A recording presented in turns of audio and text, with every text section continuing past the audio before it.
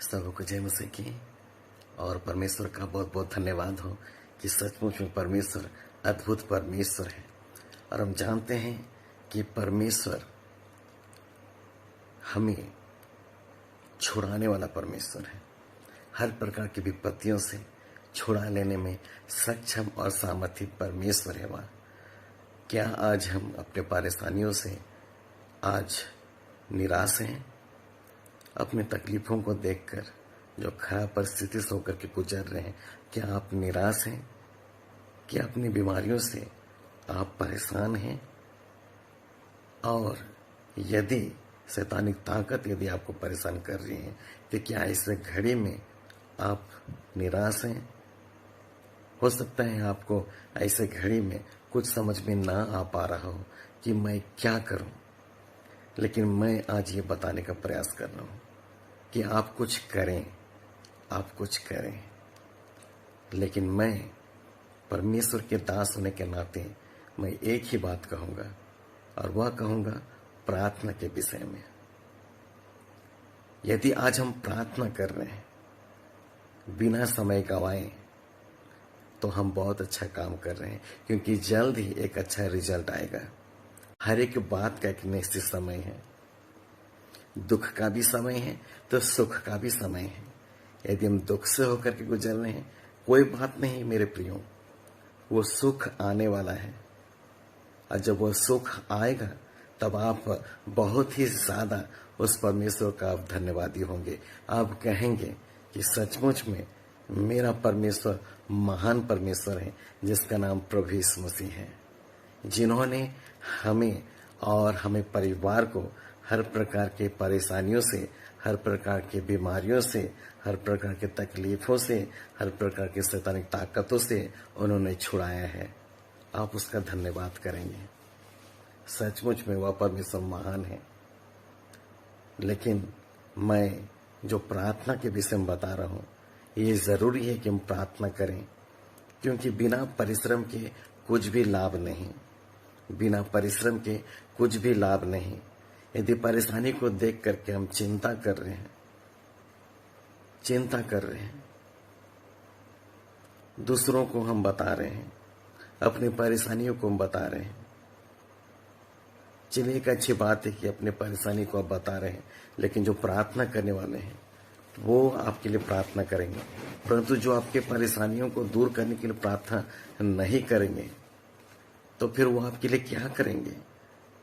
यदि आपकी परेशानी का हल प्रार्थना से होगा तो समझ लीजिए कि प्रार्थना करने वालों के पास में ही आपको बताना होगा अपनी समस्याओं को, ताकि वो आपकी प्रार्थना को, जो आप उनको रिक्वेस्ट के तौर पर देंगे, वो आपके लिए प्रार्थना करेंगे। यहां तक कि जो है आप खुद मेहनत करेंगे, प्रार्थना में परिश्रम करेंगे, तो वचन में लिखा हो कि तुम्हारा परिश्रम प्रभु में व्यर्थ नहीं है। यदि आप चिंता करें तो चिंता से जो है कुछ भी फायदा नहीं, चिंता से जो है हमें कुछ भी फायदा नहीं। हम टेंशन लेकर के बैठे रहेंगे, कुछ भी फायदा नहीं।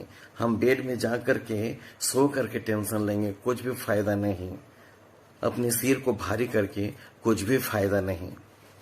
इसलिए जो है ज्यादा समय आप ना गवाते हुए प्रार्थना में आप परिश्रम करना शुरू कर दें। मुझे मालूम है कि जब आप परिश्रम करेंगे प्रार्थना में तो प्रभु यीशु मसीह आपके लिए अद्भुत काम करेगा। आप समय ना गवाएं। समय जो है कीमती है आपके लिए, और समय आप यदि नहीं गवाएंगे तो अद्भुत से अद्भुत काम परमेश्वर के द्वारा आप देखेंगे, क्योंकि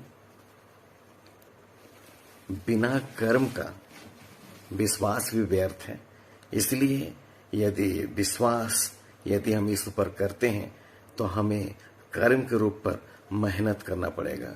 कर्म जो है वह यदि हम करेंगे और कर्म के रूप में जो प्रार्थनाएं हम करेंगे, हम सचमुच में अद्भुत काम देखेंगे प्रियो, अद्भुत काम।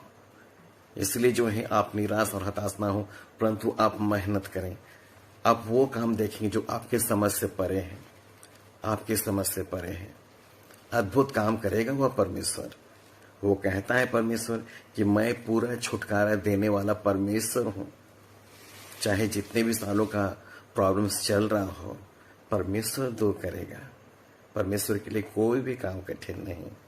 आप निराश ना हो, आप चिंता ना करें, आप टेंशन ना लें, अपना सिर भारी ना करें, शैतान को मौका ना दें अपने जीवन में, अपने परिवार में काम करने के लिए, परंतु आप खुद आप काम करें, प्रार्थना में परिश्रम करें, ताकि जो समस्याएं आई हैं, ताकि जो रोग आया है या फिर शैतानी ताकतों के द्वारा आया है, वो इस सुन्नासिना में दूर होने पाए, क्योंकि प्रभु यीशु मसीह ही उन सारी समस्याओं का हल कर सकता है।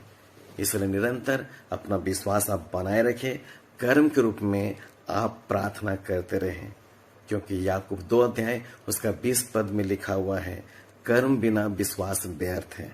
आप जान रखें, कर्म बिना विश्वास व्यर्थ है।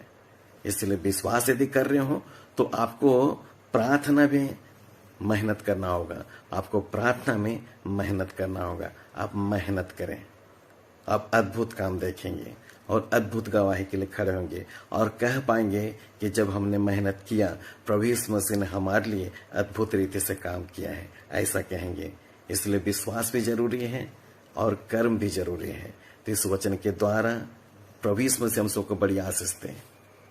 जय मसीह की, जय मसीह की।